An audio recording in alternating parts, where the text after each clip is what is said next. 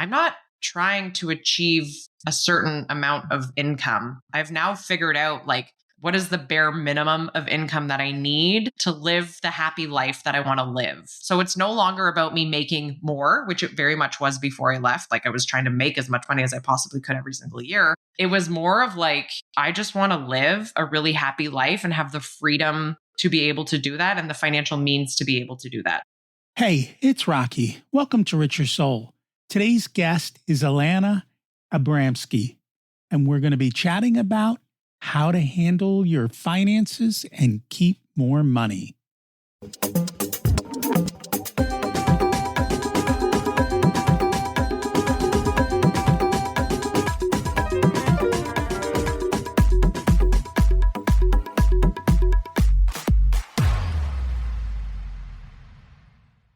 Imagine it's 12 months from now, and you've achieved your major life goals. How does it feel to be in the best shape of your life?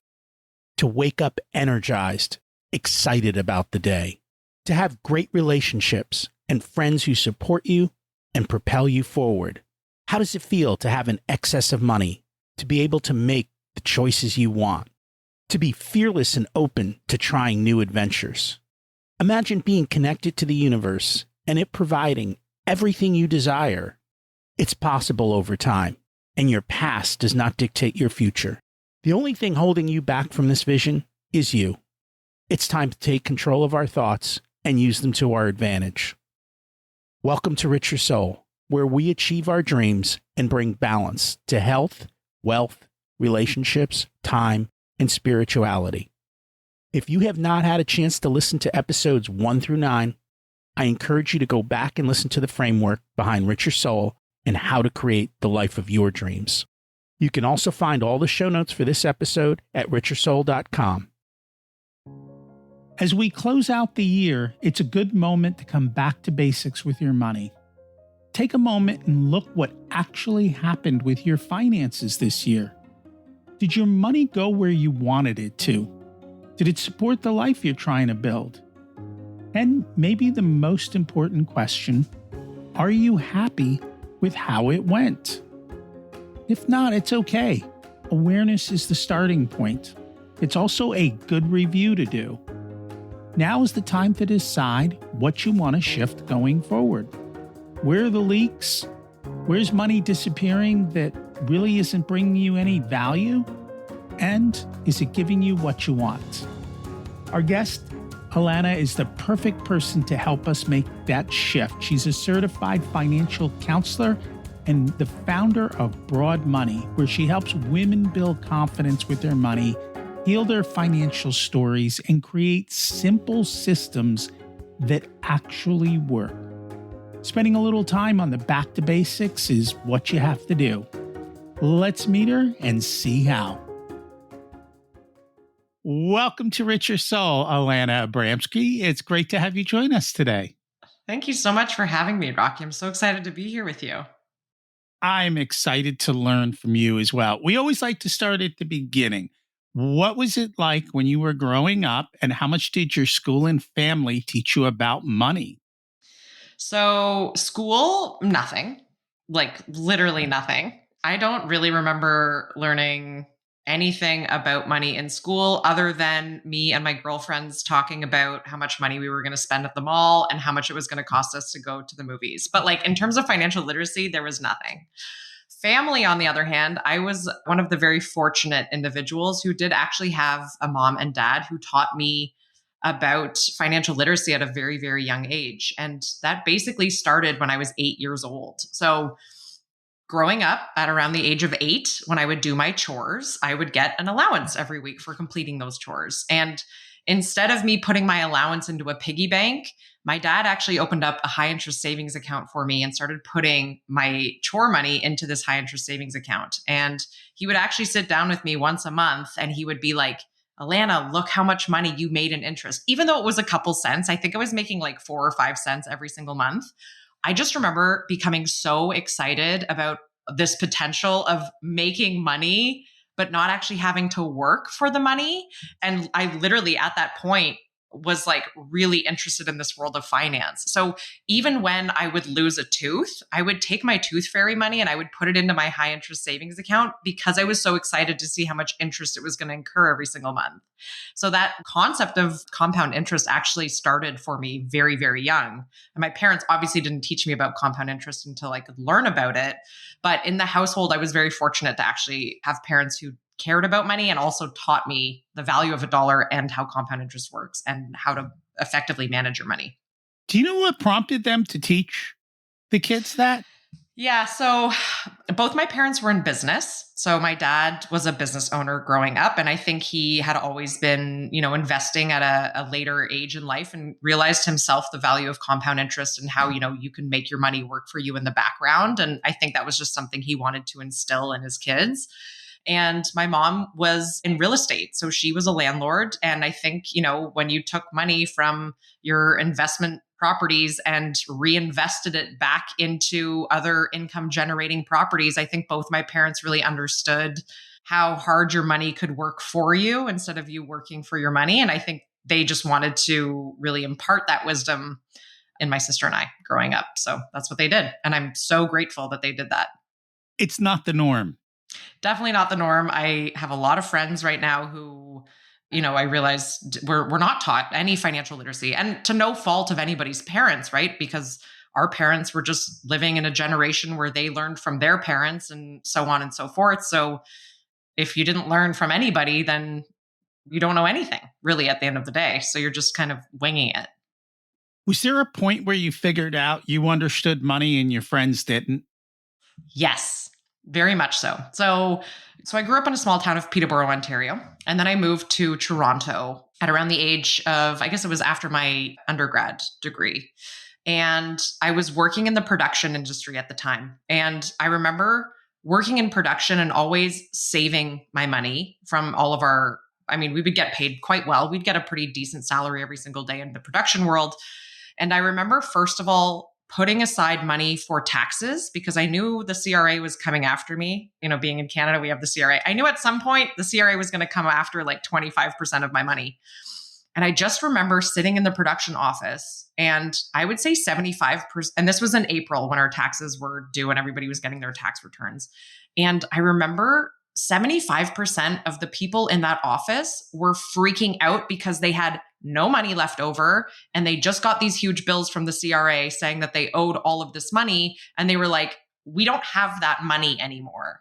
And this is kind of when it clicked for me, when I realized I was like, oh, wait, everybody's going out and going to school and getting an education. And, we're trying to make it in the world, but nobody's teaching us about how to manage our money when we make that money. And so that's really when I had realized how grateful I was for my parents to teach me about financial literacy at such a young age. Because they were always like, when you work, either you put 10% of your income into your investment vehicles or into a savings account, or if you're self-employed, you put like 20% of your paychecks away into an account for the tax person because they're coming for it. And so it was really in that first year of working in the production industry that I was really like, oh, wow, I have this knowledge. And I would, my friends would always come to me and they would ask me questions about finance. And so I think I was like 20, 21 years old when I really just realized that I had a gift that's like for personal finance. And going back even like when I was 14, 15 years old and all of my friends were reading like Cosmo magazine and Teen Vogue and all of those like magazines growing up, I was reading Money Sense magazine. Like my mom would get Money Sense magazine and I remember sitting there and flipping through it and, and then learning about like our investment accounts and, our RSPs and our TFSAs, which are similar to your Roth IRA and your 401ks. I remember learning about all of those things. And even growing up, when I had friends who would go off to university and they were like, yeah, I got my first credit card and just maxed it out and I'm just making the minimum payments. I would sit there and be like, wow, this is going to be so expensive for you down the road and you have no idea. So it were these little pieces throughout my life and throughout my upbringing where I realized like the lack of financial literacy in our system, and how important it is to A, reduce that financial stress, and B, just like make it in the world without, like you actually get ahead. Yeah, it's surprising about that. Did they not expect the tax bill to come, or? I just don't think anybody had ever told them that you had to put money, because most people who go off after school and get a job, if you are employed by somebody, they take You off the don't. taxes at source, right? But if you're self-employed, you have to do that on your own. And so I knew that going into my self-employment income or my contractor income. But for the majority of other people that have never been taught to like put X percentage away because at some point you're going to have to pay that money, they just literally had never been taught. So we had all these people, we would be getting like $250, $300 a day. And my coworkers were going out and spending that money faster than they were making it. And so when the tax man came and was like, hey, you owe us $12,000 because you just made $120,000, people would be like, I don't have that money. So they'd have to go on a payment plan. They'd have to pay their interest. They'd have to basically just like continue to work to pay. Did they learn? I don't know. I hope so. I mean, I only instilled as much. The thing with contract work is like you jump from contract to contract, right? So I don't keep in touch with a lot of those individuals anymore. We would talk about finance all the time in the office, and I would try to teach them as much as I could, but I don't know if they ever learned. I haven't caught up with them since, but I should reach out and be like, did you learn about what I told you? So what led you into the financial coaching space? Yeah. So what happened is when I was working in the production world in Toronto, it's a really grueling job. Like you are working 12 to 14-hour days. You make great money, but you can't spend any of that money. And I was really getting burnt out living in Toronto. Like I was working for the Pan Am Games in Toronto when it was here in 2015. And it was a 5-month contract. And I think in those 5 months, I actually got like 2 solid weeks off, and everything else you were working like 14 to 16-hour days. So by the end of it, I was just completely burnt out. And previous to all of this production work, I'd been doing some like smaller gigs on the side and those kinds of things. And in the middle of this contract that I had with Pan Am, I was like, I think I got to get out of Toronto. Like I'm burnt out. I'm not loving life here anymore. I'm really sick of the energy of the rat race and always trying to make more and hustle harder and, all these things. And so I decided I was going to go backpacking. And in a year of living in Toronto and working in the production industry, and I didn't make a ton of money that year. I only made about $50,000, but I ended up saving $20,000 of it to go backpacking for 6 months. So I left Toronto, got rid of my apartment, grabbed my backpack. I traveled overseas. I went to Southeast Asia and South America for 6 months. So 3 months in each. And then when I came back, I still actually had a little bit of money left in my pocket when I came back. But when I left, and people I was talking to along the way on my trip, a lot of them I had once again found, and I'm in a different continent at this point, and people are struggling to get by. Like they are bouncing from hostel to hostel. They've been traveling for a month. They've already run out of money. They have to work at these hostels to basically live so that they can travel to the next place. And they just also didn't have these financial literacy skills. So when I came back to Toronto, I realized as part of my trip that I was like, I'm going to start a blog, and I just want to write about financial literacy and what I know and start blogging about it. And maybe other people will be able to kind of learn from some of the wisdom that I've been taught by my parents. I thought that was maybe something that I could do because I was so fortunate to learn from my parents. And I realized that all these other people didn't have places that they could learn. So I was like, I'm going to start a blog. So anyways, I started a blog. I went to this event one day to try to promote the blog, and there was a woman there that I started talking to, and I guess she ended up working for the Huffington Post. And I had just gotten back from my trip, and I was telling her about how I was able to save $20,000 on this $50,000 income, and she thought it was really interesting. And so she actually was like, "Do you mind if I write a story about you?" And I didn't realize, I guess at the time, how big the Huffington Post was. And I was like, yeah, sure. Like I read like the Globe and Mail and like the Toronto Star and Money Sense magazine. Like I didn't really understand how big the Huffington Post was. So anyways, they brought me in one day, they filmed me, they interviewed me, all these things. That story launched, and people found me and started reaching out to me, and they were like, can you help us? Like, you obviously know what you're doing. You know how to save, you know how to invest, you know how to manage your money. can you actually help us? Because we have our own financial goals and we're really struggling with getting ahead of them. And then I just started kind of coaching, not realizing that that was like a career that you could actually take. And so I started coaching. I was still blogging on the side. I went back to my old restaurant job to just try to like pay the bills and like keep, get back into Toronto. And then I actually ended up reaching out to another financial literacy company that was in Canada at the time. And I was just like, hey, I'm really interested in what you do. Like, if you ever have a job available for me, like, please let me know. And they actually reached out one day and they were like, we need somebody to run and develop our coaching program. Like they just hired me and had no coaching program. And so I had ended up working for them for the last 8 years of my life. And I gave my notice last June. But in the time that I was working for them, I actually ended up coaching over 1,000 Canadians on a one-on-one level. And I also developed and ran their coaching program. So we had thousands of Canadians that were coming into this program every single year. And my love of coaching obviously was just like, wow, I could actually turn this into a career. So 3 years ago, I went out and I got my accreditation. So I'm a certified financial counselor now. So I'm actually certified to coach and counsel people on their money. And then most recently, I left my old job in January and started my own company, Broad Money, where now I focus on empowering women when it comes to their finances and money management. So that's how my coaching career took off. It really was just like this like thing of events that just happened one after the other. And that's how I got to where I am today. So we'll get to that. I want to take a step back. 6 months abroad, you said Southeast Asia and South America. Yeah. Any insights or things that you learned from traveling through those countries? Other than most travelers are broke. Yeah. I think, I grew. I know everybody is like, it's so cliche to say that like when you go backpacking and traveling, you really grow.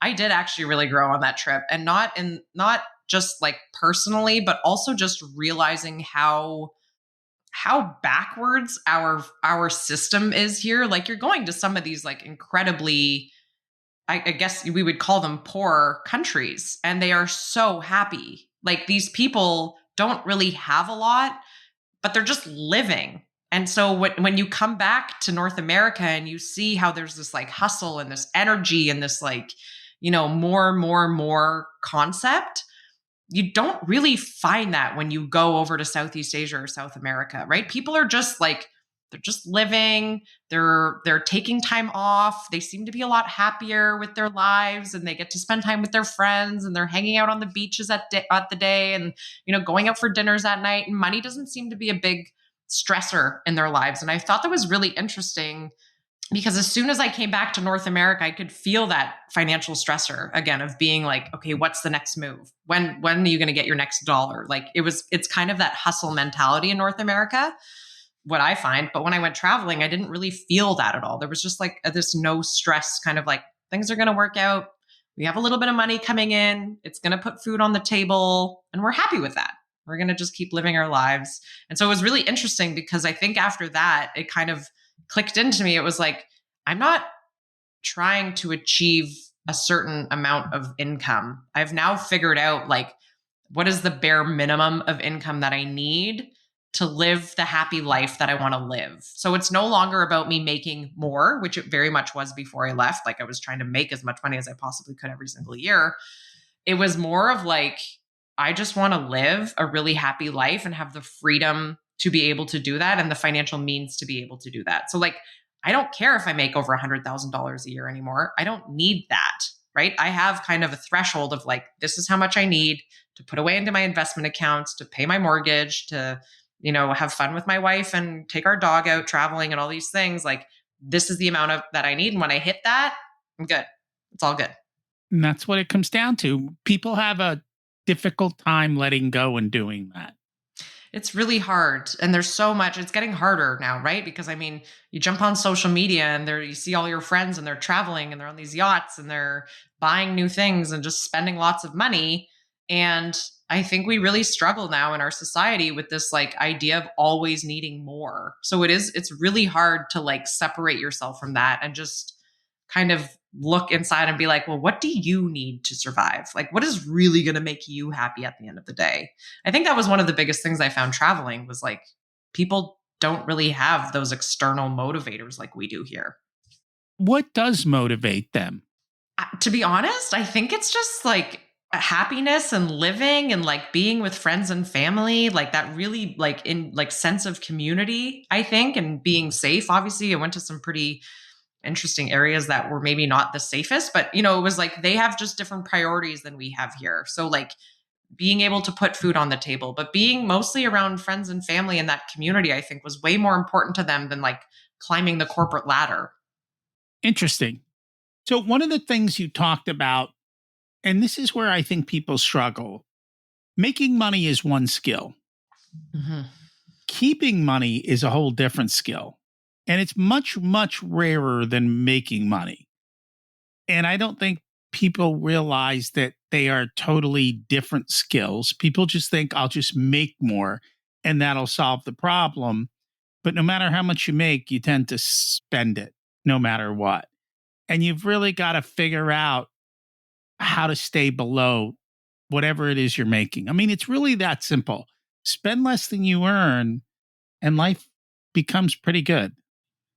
Exactly. But yet, and if you can invest, it's a real struggle. And if you can invest, like I say to my clients, if you can invest like 10 to 15% of your income, but not only that, like pay yourself first, right? I think one of the big problems is the way that people set up systems is completely different and incorrect, because what they try to do is they get paid and they go out and they spend all of their money on other things, and then they try to put away whatever's left over into their investment vehicles or against their high interest debts. But if you actually did it the other way, where when you get paid, you focus on either getting rid of your high interest debts. And I say high interest debts are usually over 7%. So when you get paid, you try to get rid of those debts over 7% first. And then once those debts over 7% are gone, then you invest. And you have to do that first before you spend money on anything else, or else you'll never do it. And that's true. That's the way I always did it, by taking money out of my accounts and putting it into savings before I spent. And whatever was left, as long as I didn't spend more than what was left, everything was okay. Yeah. And that's basically what I did. I will say 10 to 15% works if you want to work for 40 plus years. Totally. If you want to retire faster, you just have to up the savings rate. I mean, you can get it done in 10 years if you want. Yeah. When I have some clients that come into coaching with me and they're not saving anything. They are just like, their money's sitting in cash. It's losing to the rate of inflation. And then when they start to see the power of financial literacy and investing, or just getting rid of those interest charges they have on their credit cards, and they start to actually see their net worth increase over time, it's so motivating for them to actually start putting more and more away, right? So like you said, yeah, this rule of 10% to 15%, that should be the bare minimum that we're doing. It's hard now. And I don't know, like our housing market in Toronto is insane. And in Canada in general, like we have a very expensive housing market, and our wages aren't keeping up with the rate of inflation. So people are feeling really tight right now. But I do still think, and I will say that when I look at my coaching clients' cash flow, because I dive deep into it, I can almost always find $200 to $300 that the client did not need to be spending money on, right? And it's really about prioritizing what are your needs and what are your wants. And if you start actually asking yourself that when you spend money on something,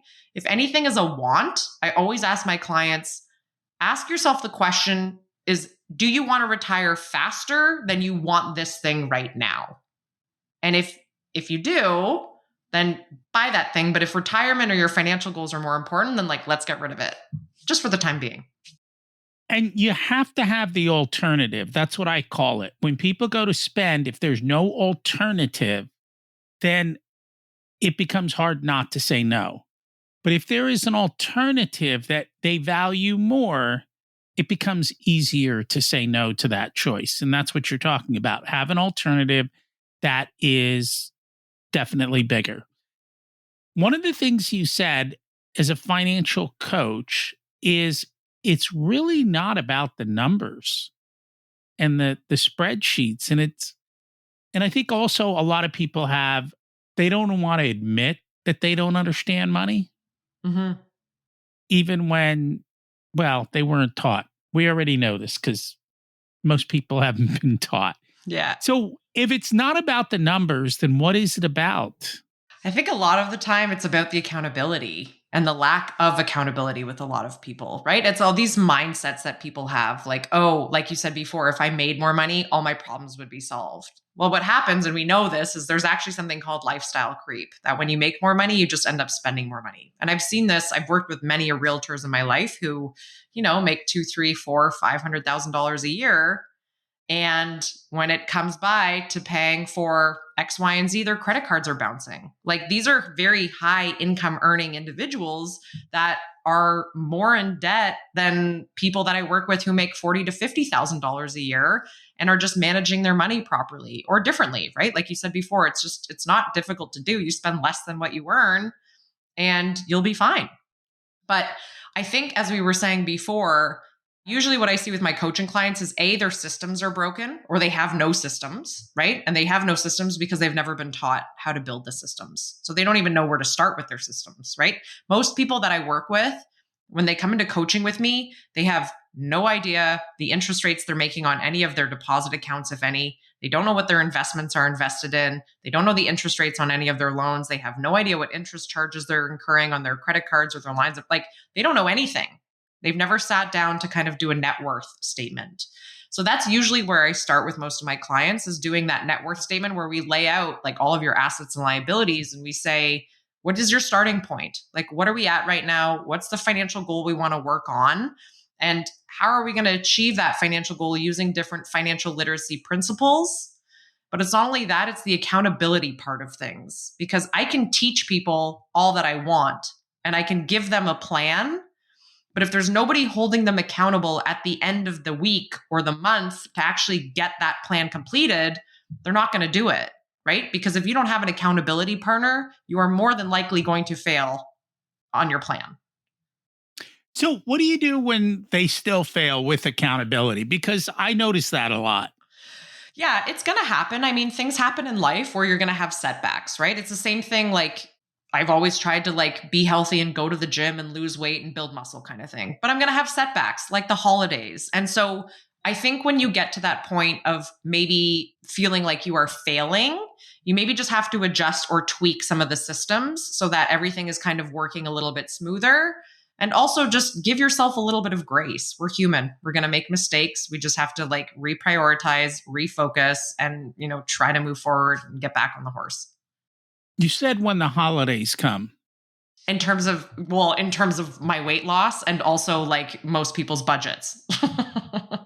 Yeah, but if we're talking about Christmas, yeah, it's not a surprise. It happens every year at the same exact time. Yes. And I think this is really one of the reasons that people struggle with their finances and why there's setbacks is because they don't prepare for irregular expenses. So it's not just Christmas and Hanukkah and whatever happens in December. It's those trips that you go on every single year.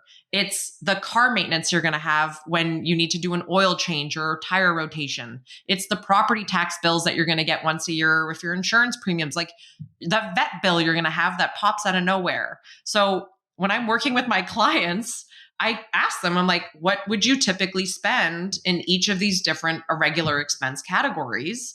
And we figure out on a monthly basis what that breaks down to. And then I try to get them to put that amount of money aside every month into an out of sight, out of mind, irregular expense account so that when those irregular expenses pop up, they're not stressed out. They're not sitting like, oh my God, I don't have money for Christmas or that holiday I want to go on. It's like, we've been preparing all year for this. So you've got the money.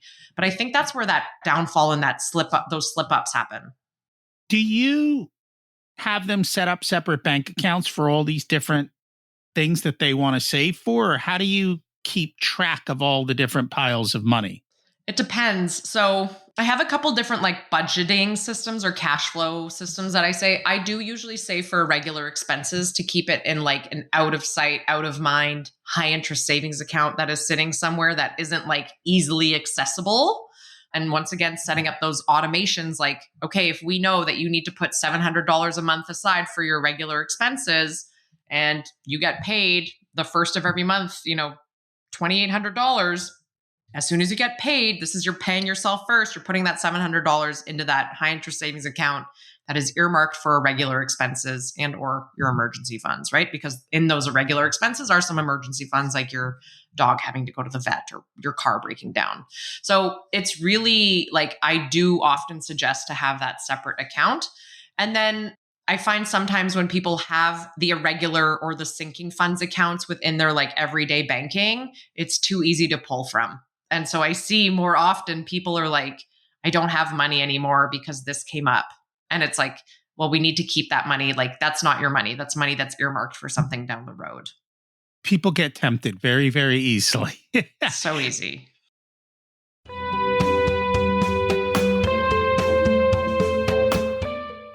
This episode of Richer Soul is sponsored by the Profit Answer Man podcast.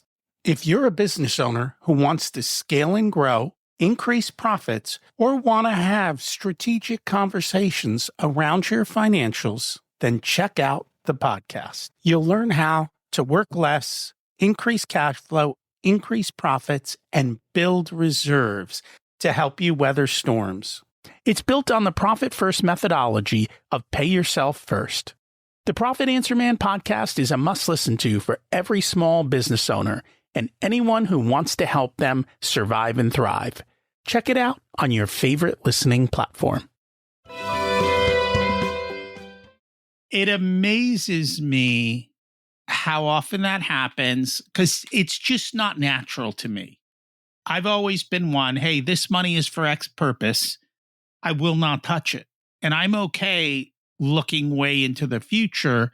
I didn't realize most people can't look beyond the moment. And they just can't think about long-term types of things like that. So it's surprising to me.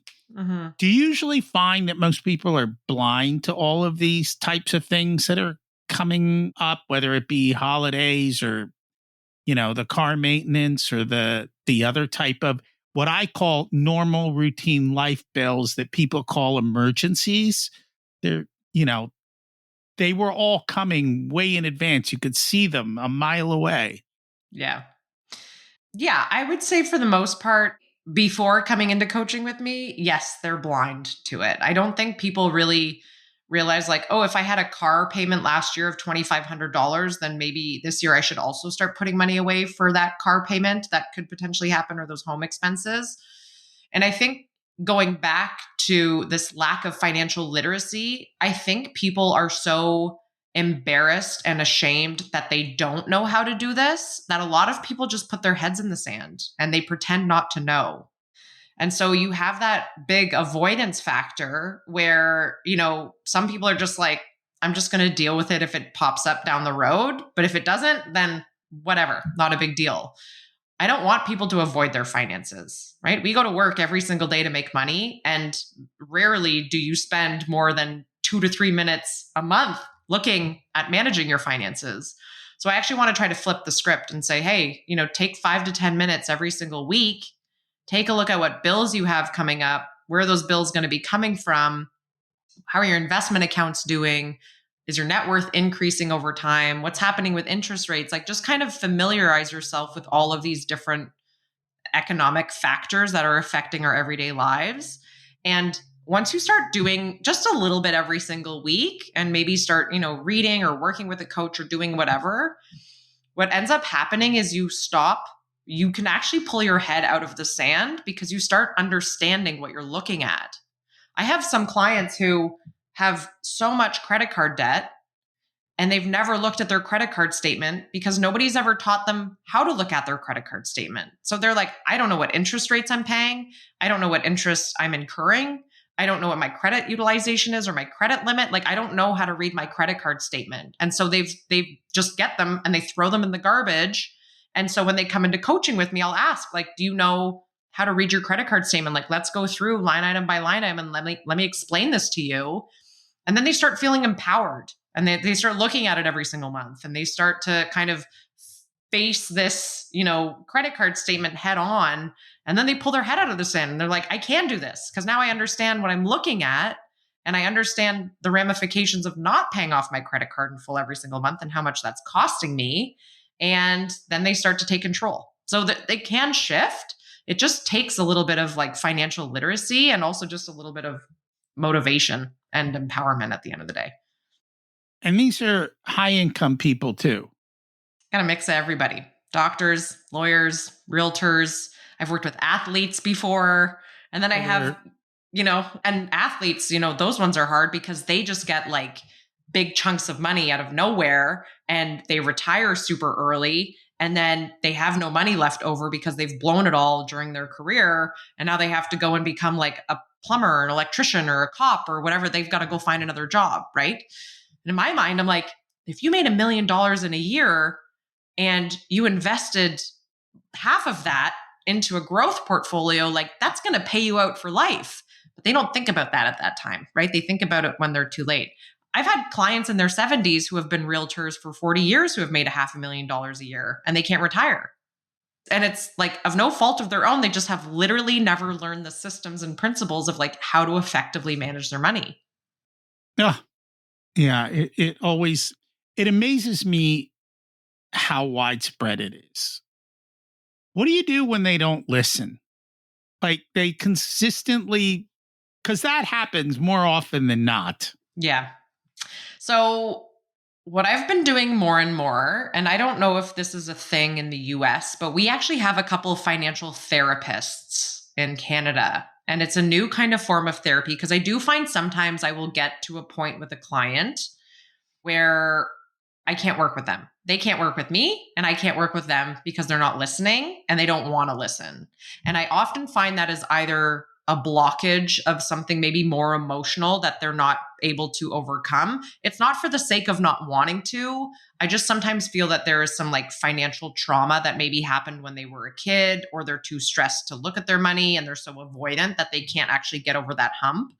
So there have been some clients have been like, hey, let's take a pause on our coaching right now because I'm not getting through to you in the way that I want to. You're not getting anything from our meetings because there's a blockage here. But I do refer them to a financial therapist to see if that would maybe help. Because I think once people get over those maybe more, because money is so emotional, right? And if you have those emotional blockages, it doesn't matter how much I can teach you, you're not going to stick to a budget. You're not going to put your money aside. If you're avoidant, if you've got, scarcity mindset, if you never feel like you're worthy, that is something that is like way beyond coaching and out of my scope of work. But there is help out there that people can get to get over those blockages and be able to come into coaching and actually see some great success in coaching. One of the problems with therapists is they have a ton of their own money problems. And they have a lot of money issues because they don't feel like they should make money helping people. Yeah. And in that whole industry, talking about money is taboo. What's funny you say that because I've been getting a lot of coaching clients recently who are all therapists. And I said this, because I do free assessment calls with all my clients. And I was like, you're the 5th therapist that I've worked with in the last month. Like, and I think it's like, we don't talk about money in general. Like, yes, I'm sure a lot of listeners that listen to your podcast talk about money, but like, one of the reasons I started Broad Money was because all of my girlfriends were coming to me for money advice. And I was like, why aren't you guys talking to your partners? Like, why aren't you talking to your male partners? Why aren't you like talking to each other about money? And they didn't know. They didn't know the questions to ask. So they have all this, shame and embarrassment, and they just lack of financial literacy. So they don't know the questions to ask. And then they feel really embarrassed that they don't know what to ask because they've never learned about it before. Are you looking for a book that relates to what we're talking about? Because I just heard David Bachman speak, Automatic Millionaire. Okay, I haven't heard of him. Yeah. And one of the things he accidentally found this out because what was happening was he was in the financial planning industry. He was young, learning.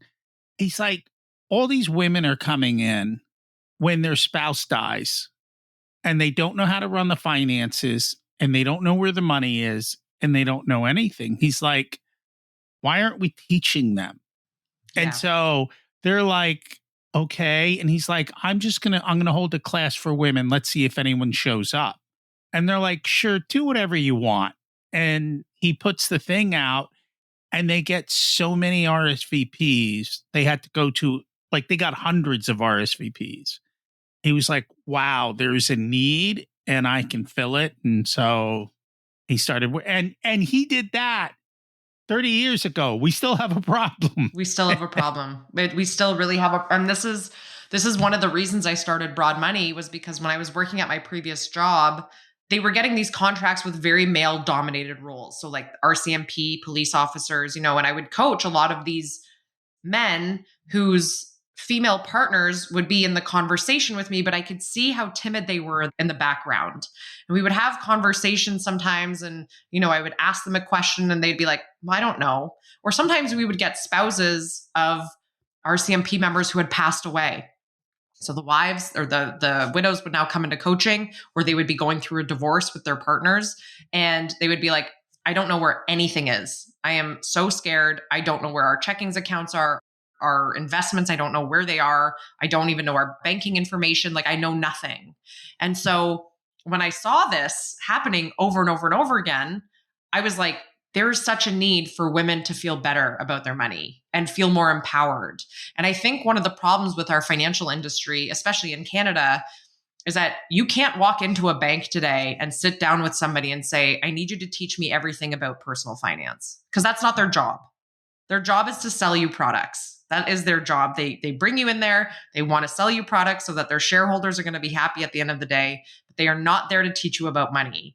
And so with Broad Money, I saw that there was this need for women to have a safe space where they can ask questions and feel empowered and confident when it comes to their money, because there's not really a ton of other resources out there where women can go and not feel that judgment and shame and be able to ask questions and also feel confident of what they're doing with their money. I was just reading a stat recently that was saying that there are trillions and trillions of dollars being passed down in the great wealth transfer that's happening soon. And the majority of it is going to go to women. And if you have women now who don't know how to manage their finances, like, what are you going to do when you're all getting trillions and trillions of dollars and you don't know what to do with it? So there's very much a need for women to understand what they're doing with their money. But we also suffer with the wage gap, right? That is still a very real thing. Is like, we still have the wage gap. And in Canada, for every dollar a man makes, a woman makes 88 cents, which means that women need to work and be that much more strategic than their male counterparts just to be relatively equal to them. So like, women, it should be mandatory for women to know how to manage their finances. Like, we need it that much more. They never talk about the women's spending gap, though, do they? No. Women spend, I think, 70% of all retail spending. Yes, they do, probably. But you also get men who spend lots of money on like going golfing and buying sports tickets, like higher experience things. So yes, women predominantly do a lot more of the like retail shopping. But when you're not in line, and this is what I was seeing quite often, is like, if you are not in line, if you and your partner, you share a house together, you share expenses together, but you don't talk about money, this is going to be such a friction point. And there's nothing wrong with, I've had clients before where they're kind of like snipping at each other, being like, well, you spend $4,000 on your golf trip with your buddies. And, he's like, yeah, but you buy all those things on Amazon. It's like, I don't care what either of you guys spend. You need to talk about this as a couple, and you need to have your goals first and foremost, like at the forefront, and then give each other allowance. Like, give each other an allowance every single year that you can both spend on whatever you want to spend your money on. And then like, stop nitpicking at it, because experiences for men and retail spending for women, if you actually broke it down, would be very similar probably at the end of the day. I remember when I was young that was kind of the conversation with husbands and wives. The husband would buy golf clubs. So the woman would go, you bought golf clubs, I'm going to go buy X. And then she'd go buy X, and he'd like, well, you bought X, so I'm going to go buy Y. And it was a race to waste money. Yeah. Because they were both trying to get back at each other for the one mistake. So the one mistake turns into 10 mistakes. Yeah. I think there's a name for that. But yeah, I know what you're talking about. Revenge spending? Revenge spending. That's it. Yeah. Revenge spending. And the other half is, and maybe it's true for men, actually, there's probably a different reason for some of that for men. I had a client that owned a clothing store, and she said, I provide retail therapy. That's what it is. The women come in to talk about their problems and they buy stuff. Yeah. And that was kind of the thing. I could see men in buying sports tickets as a part of belonging. Yep. I get to belong to this group. And if I don't go there, I don't friendship. So they each have their own kind of therapy, I guess. Yeah, it's different, right? And you have to also remember that like women predominantly and like systemically are still looking after the household, right? So they are still looking after the kids predominantly, right? And so they do need to buy more at home retail wise. Sure, they need clothes and they want to go shopping with their friends, is like that is sometimes our entertainment to do. And so, yeah, if women make up 70% of retail shopping, that is because it is kind of like you don't often have men going out to buy a lot of things for like the household. At least I don't see a lot of that in my clients. It's mostly the women who are like, yeah, the kids needed new snowshoes and they needed new snow boots and coats and all of those things. And so the women are buying those predominantly. So that's probably where that stat came from. Are the men on Amazon? Some of them are. Yeah, some of them are. I wouldn't say as like often as the women are, but like I said, when I'm working with a lot of clients who have kids, like they are doing a lot of online shopping because it's easier for them. It gets delivered right to their door. They've got 2-3 kids to look after. They've got to get toilet paper. They got to get groceries delivered. They got to do, just keep the house operational, because we still unfortunately do live in this patriarchal society where it's like men are going off to work and women are also working, but also expected to do a lot of the household work on top of all the work that they're doing. And I've noticed in this world of easy spending on your phone, I think people are totally oblivious to how much extra they are paying for, whether it's grocery delivery, especially food delivery. I was actually just going to do a content piece on this because I don't think people realize how expensive your like Uber Eats fees are, or your, like, we have DoorDash up here. I think you have DoorDash too, and like Skip the Dishes, like all these delivery services. If you're getting your groceries, like Costco, Instacart, if you were to go to Costco and buy a product, if you bought it on Instacart, it'd be $4 more. And I don't think people see the difference there. They have this convenience, like, oh, it's convenient. That convenience comes with a cost at the end of the day. And that cost is taking money out of your wallet every month. So think about it. If I pick up 20 items at Costco times $4, that's $80 in extra costs before fees, before tip, before everything. And it's not that hard to get things out of hand. And people are like, well, I'm busy, so I need to do that. Honestly, you're better off paying somebody on your own every week to go shopping for Costco, totally.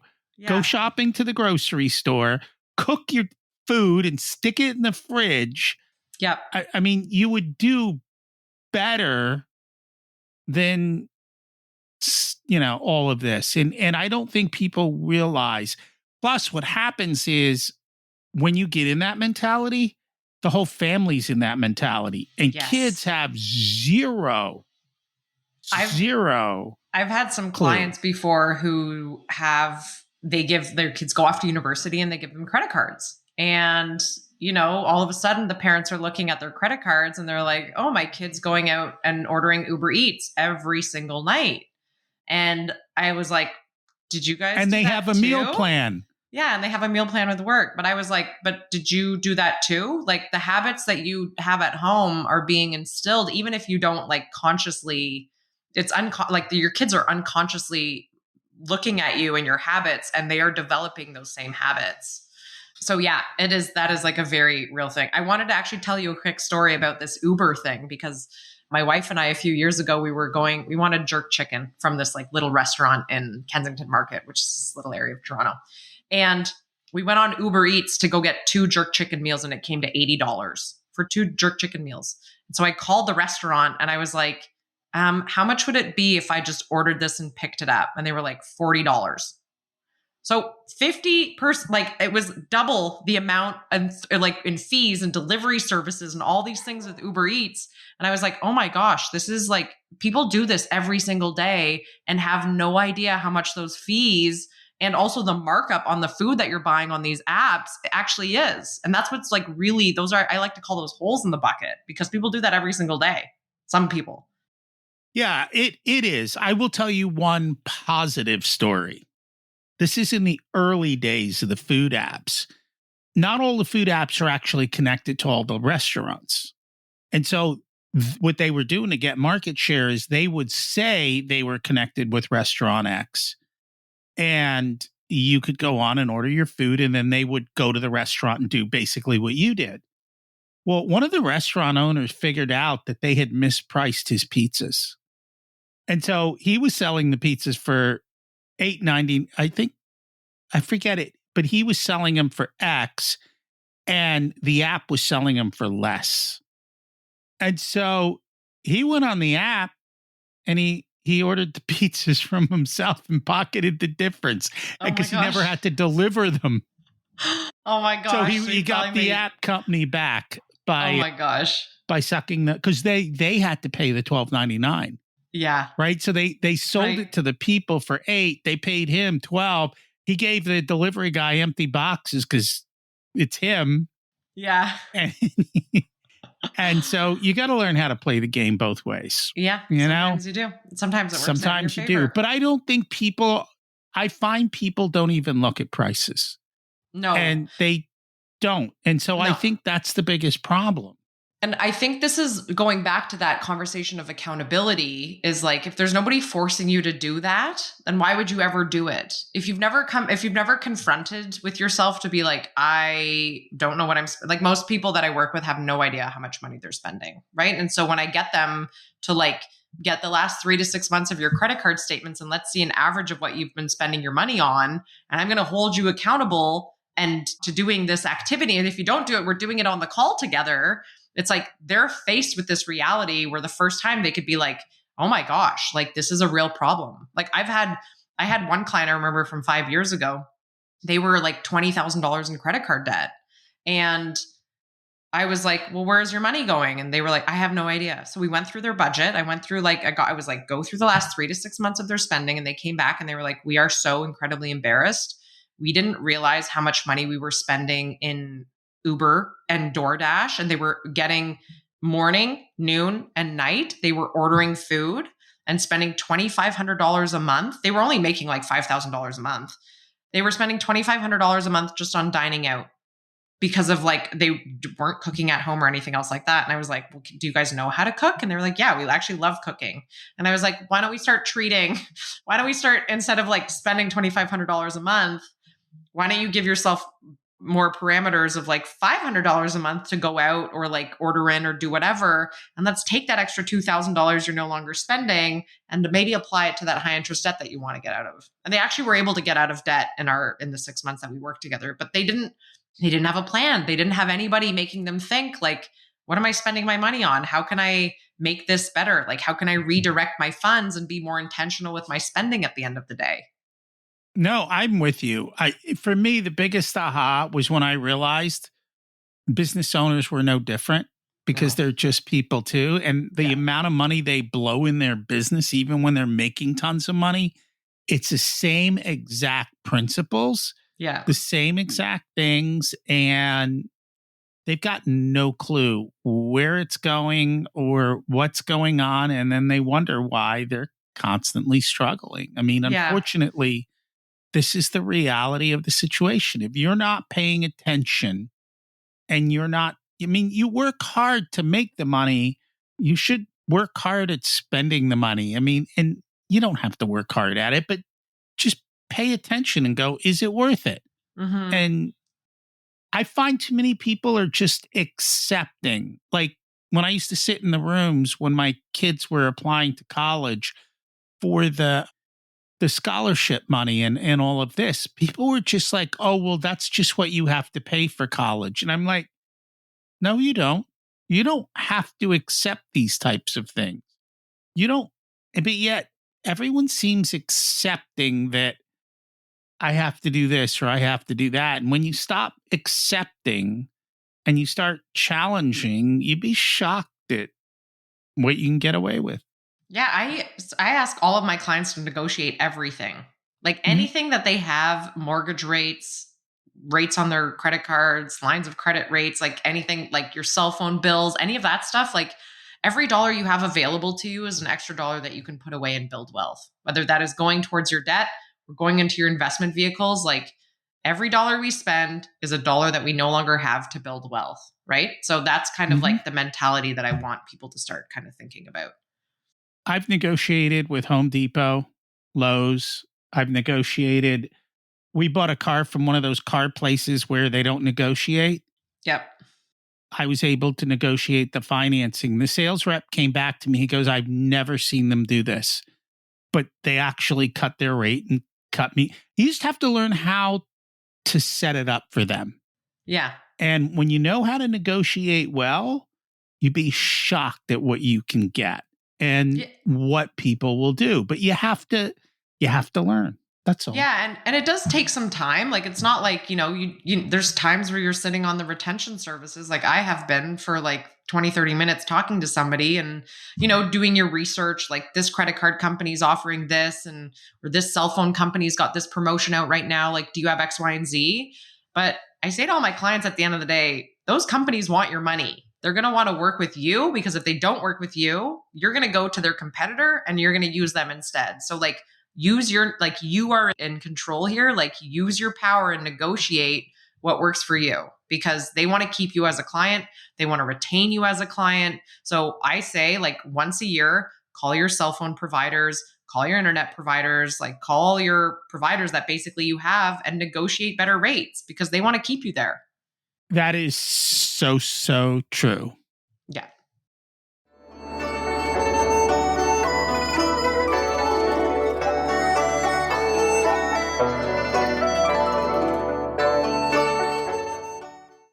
It's time to learn the secrets of life. What's one truth about success that you wish more people understood?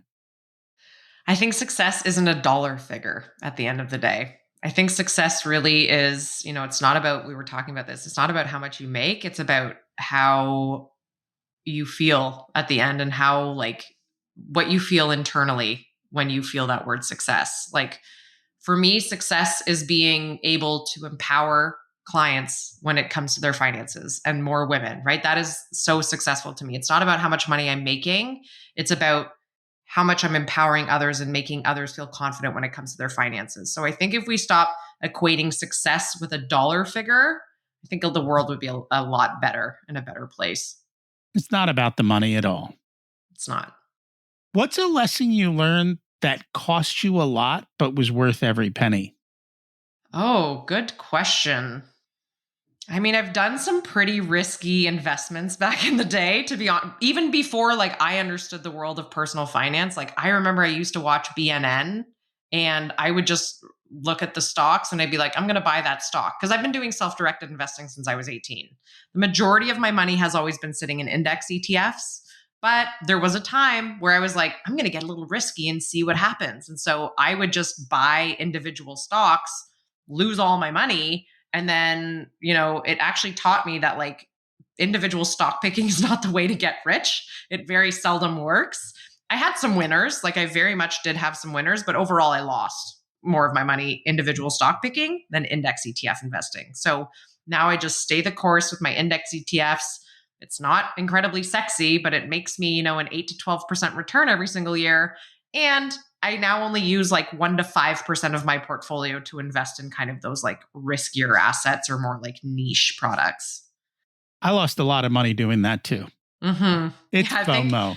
It's, it's the Yeah. excitement and everything else. I get it. Don't ever watch. What was that? I don't. BNN or like see the money News show, or whatever the it money is. shows, CNBC. Do not watch CNBC. No, because they're like, buy this stock or this stock's going to do great and do whatever. And actually saying that, I should have always listened to my mom because my mom was like, if you ever buy an individual stock and it makes money, lock in your initial investment plus an 8% profit and then you ride out the rest of it. And I never listened to her because I got greedy. So I would see these stocks go up like 20%, 30%. And I'm like, it's going to keep going up, going to keep going up. And then the next week, I've lost 40% of my money because I didn't lock in my profits. And then I just see it tank. And then I'm like, well, I'm just going to sell it because now it's just a dead stock basically. And they're just all, anyways, I should have listened to my mom. Moral of the story, listen to your parents if they know what they're talking about. If you were to give an 18-year-old one specific piece of wisdom, what would it be? Start investing young. Stay out of credit card debt because the compound interest on those high interest credit cards are going to eat away at your wealth, and start investing as young as you possibly can. Try to stick to those index ETFs with the low fees, diversified. And if you can take like 15% of your first job paycheck and put it into an investment account, you'll be laughing by the time you're 40. We taught our kids that, and it's the way I did it. You're guaranteed to be financially successful. Yeah. It's really that simple. You just have the discipline to just keep doing it. Yeah, exactly. If people would like to learn more about you, check out your work, how do they do that? So you can find me on Instagram. I'm doing daily content. My handle is @broad.money. Or you can find me on my website, www.broadmoney.ca, because I'm in Canada. Awesome. We'll make sure to put those in the show notes. Thank you so much for joining us today. Thanks, Rocky. I had a great time. I'm always surprised at how often people don't know where their money went. If you don't pay attention to it, if you don't look back and see, did it go where I wanted to, it just disappears. Kind of like going to Costco and wondering how you ended up with $300 in your grocery cart. Was there something today that resonated, something that you can use? Maybe it's automating a transfer. That is a big, big win. Just automating your money makes sure that even when you're not paying attention, it achieves what you want it to achieve. I'm sure you know somebody who struggles with money. Would you do me a favor and share the episode? They'd probably appreciate it as well. Next week, we're going to talk about spiritual leadership. I know you'll enjoy that. Thanks for listening. Have an abundant week.